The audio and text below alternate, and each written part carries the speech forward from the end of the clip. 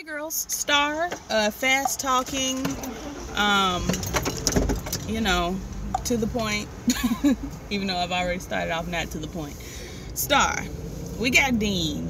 I forgot that Noah's daddy was supposed to be a homosexual until Noah said something about his gay ass, and I was like, what? Oh yeah, your daddy gay. So Dean is not only dipping out on there's nothing them. He over here gay too, with the robe on, popping bacon in the kitchen. Noah talking about, I know you're not cooking that swine in my house, man. And I'm like, oh Lord, are you one of those? Like, it's not a matter of people who don't eat pork. It's people who call pork swine. That's what gets on my nerve. It's fine if you don't eat pork, whatever. But when you walk around talking about swine, you're cooking the swine in my house, I just be like, girl, please. It's pork, it's bacon to be exact. Like, and I'm going to enjoy it. Have some. Or not, if that's not your thing. Oh, I know her. Hey, girl. Scooting along. Yeah, so he done got grease on the contract, this, that, and the other. For some reason, they showed us a scene of Brandy having sex with an ugly white man. I didn't need it. I didn't need it. I didn't need it. K-N-E-E-D. I didn't N-E-E-D. You know, I didn't G-N-E-E-D. Any way you could spell need, I didn't need it. I didn't need it. I'm tired of starring her white man already. I am. You ain't stopped at the stop sign even a little bit, huh? You just took your liberties. No, I want a Honeyback Ham closed. They close at 5 o'clock, girl. Who is off before 4:30? Can't nobody get over to you because you be closed. Dang. Had set in my mouth for a good old honey ham sandwich. Anyway, with the honey mustard on the croissant. The devil's busy. He's busy. But yeah, I'm tired of them too. I really don't care. And I'm actually gonna get them out the way. At one point, he lap danced for her, and that's pretty much the majority. There's another part that I have to talk about to get to the lap dance, but this is the last time I'm talking about the lap dance. I don't care. And his blonde tips are ugly. I think the man's name is Mateo, the new head of the company. His blonde red copper tips are ugly. And the man Brandy was sleeping with the very same haircut. His whole hair was red copper. It's ugly. It's ugly. Cut it out. Thank you. Simone got called to Mateo's office. She goes up there and sees him making out with the reporter lady that was interviewing Carlotta at the beginning of the episode that I forgot to talk about because I don't care. I don't like her, the reporter lady. Her face is weird. Her ears are too big, and she looked like a mouse. She looked like, in Harry Potter. I know a lot of y'all black, so y'all ain't see it, but in Harry Potter. When I was growing up, black folks did not do Harry Potter. But in Harry Potter, there's a human character that turns into a mouse, a rat actually, to be exact. And then when the rat turns into a human, he still look like a rat. That's what I'm getting at here. But they making out in the office. Simone got called to the office, so she going up there. She look in the window, honey, and they kissing, and Lord, she's just scandalized. I can't believe, oh no, my girlfriend husband is up here kissing on somebody, the ghetto. So she feels like this is a secret that she's going to hold, but she doesn't know how long she can hold it. You can read all that on her face. Anyway, Alex invites Ebony's sister to come to town. Now, Ebony is Bianca. I already told y'all she looked like an Ebony to me, and that's where we going with it. We gonna call her Ebony. Bianca is the one that died on the plane crash. So she comes to town, and it's, hey girl, good to see you. Oh my God, you're Alex Crane. Am I getting on your nerves already? And it's like, you getting on mine. And Alex obviously is overcompensating, and she's like, excuse me, she didn't sneeze, but that was me. She's like, no, you're not getting on my nerves. I'm just so happy to have you here. And she was like, yes, when I saw you wrote on my sister's Snapchat, I just, I was so shocked. And it's like, maybe I didn't get the new update, but you can't just write on people's Snapchats for everybody to see. Maybe she had her sister password and was on her sister's Snapchat, and then Alex commented, but that's weird, because if Alex had seen something posting from Ebony's Snapchat, then she would have been like, Ebony ain't dead. So all of that was weird. Snapchat was the wrong choice of words. They should have said Instagram, Facebook, Twitter, somewhere around there. But Snapchat was not it. 1, 2, 3, not it. So anyway, the sister's here, and from the moment she walked on the screen, I already knew she was a singing heifer. But we gonna get there. she just got the singing heifer look. She got a ponytail. Her face was extra shiny and beat. We saw Ebony. Ebony was dressed like she was on a plane. It was casual. We going, to New York. We just taking a trip right quick. The sister showed up beat like a singer beat. So I already had my eye on her. 2 of them, actually. I had both eyes, BOAF eyes on her. Look at the saints. Praise God. I'm going to get on by here. Don't step out in the street. Y'all black, y'all know better. I'm going to get on by. Thank you. Y'all can cross whenever you're ready. As soon as I get on by. But yeah. I'm sorry, y'all. I be going through it. What am I talking about? Yeah, the sister was beat, and I already had my eye on her because I don't trust it. I don't trust Alex because she's overcompensating for something that really wasn't her fault. And I ain't trust the sister because I just didn't trust the sister. I just simply found myself unable to trust the sister. Moving along. Brandy owns the club that Carlotta has signed a deal with. I forgot to tell y'all in the interview. She said she signed a deal with a club for the artists to perform, every weekend, and they're gonna stream it, and the fans can watch it, the artists can sing. It's gonna be a good time. And I'm like, so we're not even gonna try to do another tour. Because if y'all artists here every weekend, plus that's gonna get boring, honestly. Just like, no shade, but just like the Queen's Court or the Gag Order, when she started broadcasting it from the club every week. Like, folks watched it for a month, maybe 2 months, but I don't hear nobody say nothing about the Gag Order now. I don't even know if it's still going on, to be honest. I don't hear nothing about it.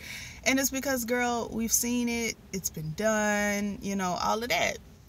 So I feel like even if Beyonce, which it's not going to happen, but if Beyonce were broadcasting her, singing something every weekend for a full year, 52 of them weekends, we would be tired.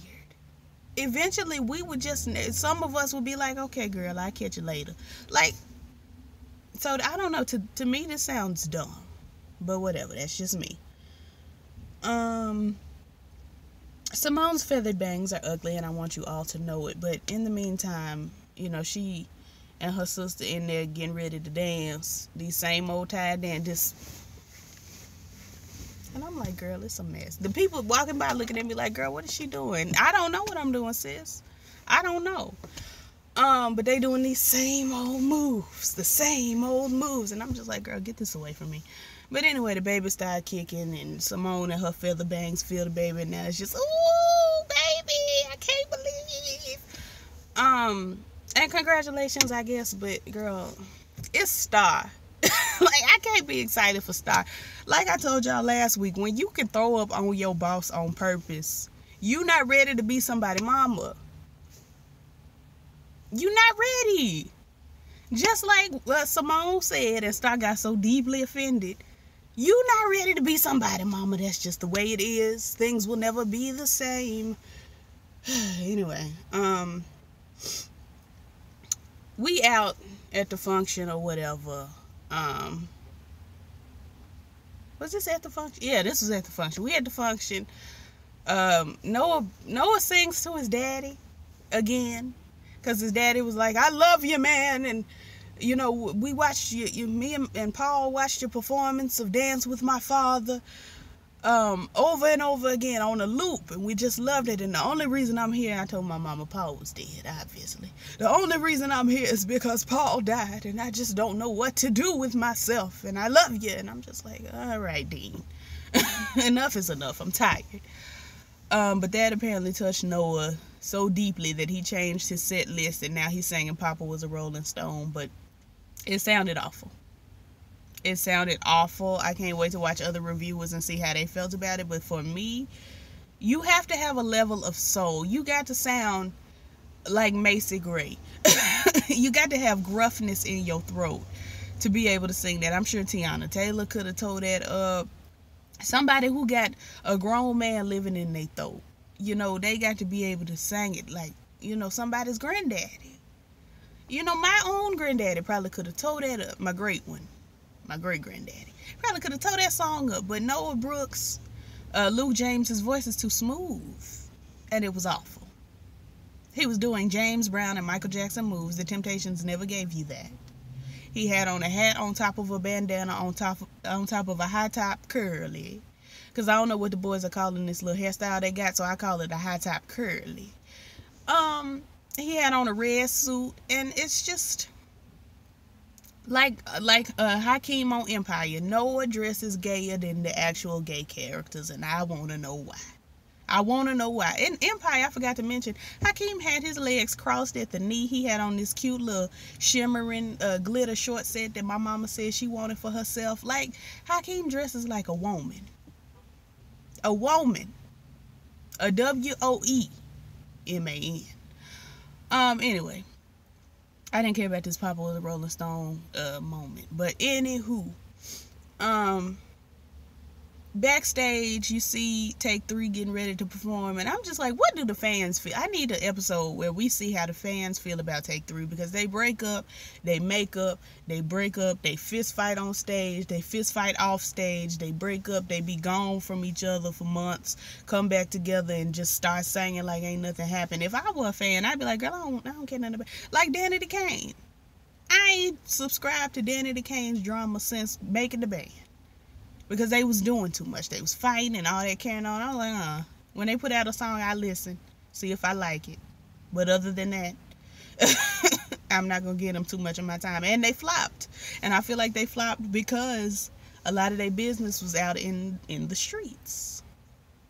In the streets. Very much like how right now we don't hear too much from Chris Brown. And you know that name is cursed. So I'm automatically going to get like 15 thumbs down on this video. But we don't hear too much from him right now. We're not hearing too much from Trey Songz, because the girls get out here and they do too much, and we be tired. Anyway, while they in the dressing room, because I forgot to mention, the Star's gonna try to look for Brody, and I'm like, he been dead so long, girl. But apparently it's only been a couple days. See, that doesn't make sense to me, because when Brody died, Star either was not pregnant, or she was obviously not this far along in her pregnancy to where everywhere you turn, you see Star's belly. You be asleep, you roll over, and Star 2 rooms over, but you can see her belly. Like, he died so long ago that it doesn't make sense. But the police call, she gets on, you know, she and Simone get on down to the police station, and there's Brody, just dead, laying there. Not ashes, not dust. Body, gray, laying on the table. Don't make sense. Lee Daniels, that's not how bodies work, sweetness. Even if you embalm them, they eventually start breaking down. And the police department ain't gonna just keep a body, just, well, ain't nobody claimed them. It's been, 5 months, but whatever. We just gonna hold them in here. That's not how it works, girl. They cremate them. If can't nobody claim the body, they cremate them, and they, vacuum up the dust. Or whatever. They may store the cremated remains, the cremains, if you will, in a place in case, something happens, maybe up to like a year, maybe 2, depending. But they not gonna just have this man's body, with a T, not a D, his body laying up on this slab like this. In the words of me, the hell? It don't... Whatever. So they get there. Simone, after they get back to because they got his remains, his watch, his ring, and all of that. The ring looked way oversized, and it really looked like a ring I got one time in the Walmart gumball machines for about 25 cents. I had a ring look just like that. I don't know where it went. Probably broke. It's 25 cents. But in the meantime, they get back to the function, getting ready to perform, and Simone is like, you don't have to perform if you don't want to, and Alex is like, girl, what's going on? Bruce is like, what's happening? Simone is like, you don't have to perform, and Star is like, what I'm gonna do, just stand here and cry about it? I'm gonna perform. And everybody like, girl, what's tea? Simone says, Brody died, and hands Alex her microphone, and they just walk out on stage. And I'm like, we just gonna we not gonna say give us 10 minutes. Okay, they walk out on stage, the music starts, honey, and they get ready to sing, and they was finna sing this one, screaming I bring me. Like, girl, ain't nobody screaming I bring me. I promise you, this song's lame, is played out, and it sucks as an intro song.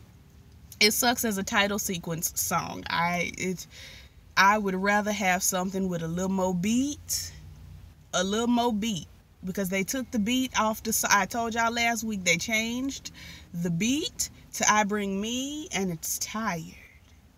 It's tired. Plus, what does I bring me mean? Yeah, you bring you, girl. I'm in the car right now. I'm taking myself places. Where I'm bringing her? Her being me. To the places. I bring me, girl. I'm me. I can't bring nobody else, but I can bring others, but I can't bring others without bringing me. Stupid. So stupid. Screaming, I bring me. Now ask me one more time, who's my baby dad? I'm immaculate. I'm a miracle. I'm the man. I just be like, shut up. Shut up. I got to get in my grown man voice. Shut up. Anyway, girl, so Simone, she walks off, honey.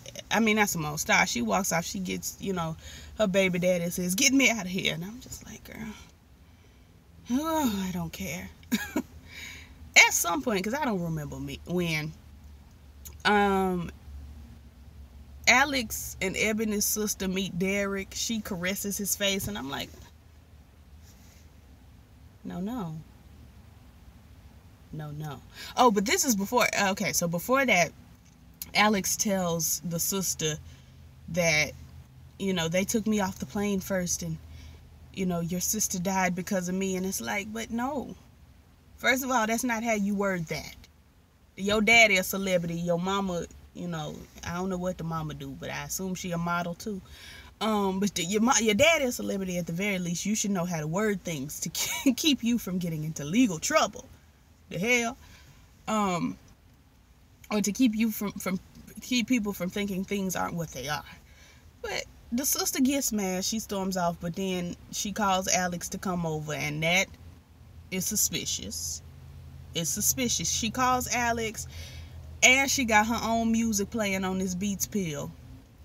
And Alex is like, who's this singing? Is this you? It sounds like you. And she's like, yes, it's me. My sister had this crazy idea that one day I would be on a stage and sing and do. And I'm like, I feel like as much as Ebony was talking on that plane, she would have said something about, my sister, I got this crazy idea that my sister one day gonna be on the stage and sing, and maybe they just didn't have enough time to talk about it. But she said, I love you. She didn't say nothing about a sister. My sister loves you so much, and she gonna sing one day. If I'm talkative like that, which I am not, and I'm meeting somebody and I'm, a celebrity, and I'm just giving them all the tea, which I never do, that would be one of the things I would say. My sister can blow, honey. Let me pull up on Instagram. Like, the way Ebony was just so comfortable talking, it seems like that would have been something she said, but whatever. All of it was suspicious. Who invites somebody to their house after they storm off mad? Or their hotel after they storm off mad, number one. Number two, when they open the door, they playing their own music. My mom was like, well, maybe she just likes her own song. Anyway, number 3, she does this bashful, oh yes, this is my music, I didn't expect you to hear it, when, girl, I called you over here and I opened the door with my music playing. And I knew who was knocking on the door, because number 1, I called you over here. Number 2, I got a peephole. It don't make sense. And it's canceled. Anyway, they go out to celebrate. They at the club, and this is when she meets Derek. She caresses Derek's face. I forgot to mention that Grandmama remembers something about the guy who attacked her. He had a terrible, ugly brand on his shoulder. So they at the club. Derek sees a guy with a terrible, ugly brand on his shoulder. And I'm like, I think we need to tell the police this, but you know they not. Derek gonna take this into his own barely crippled hands. He's just barely uncrippled, because he just got out the chair. Son, you gonna get put back in the chair. All this activity you got going on. Anyway, so Derek goes off to investigate the man with the brand on his shoulder, while Simone and Ebony's sister do some slow dancing, it looked all sexy dancing, and I'm just saying, like, I really think this girl gonna try to seduce Alex or something.